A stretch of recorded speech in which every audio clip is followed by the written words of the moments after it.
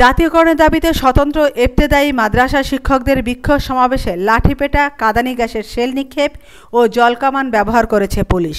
দুপুর 1টার দিকে রাজধানীর শাহবাগ মোড়ে এ ঘটনা ঘটে। এতে কয়েকজন মাদ্রাসা শিক্ষক আহত হয়েছেন।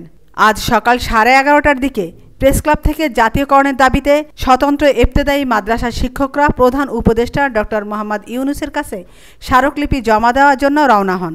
শাহবাগ জাতীয় জাদুঘরের সামনে পৌঁছলে পুলিশ শিক্ষকদের বাধা দেয়। ব্যারিকেড ভেঙে সামনে আগাতে চাইলে তাদের লাঠিপেটা, কাঁদানে গ্যাসের সেল নিক্ষেপ ও জলকামান ব্যবহার করে ছত্রভঙ্গ করে দেয় পুলিশ। এতে কয়েকজন শিক্ষক আহত হন। তাদের রিকশায় তুলে ঢাকা মেডিকেল কলেজ হাসপাতালের দিকে নিয়ে যান সহকর্মীরা। আমেনা ইসলাম, নিউজ ডেস্ক, আজকের সংবাদ।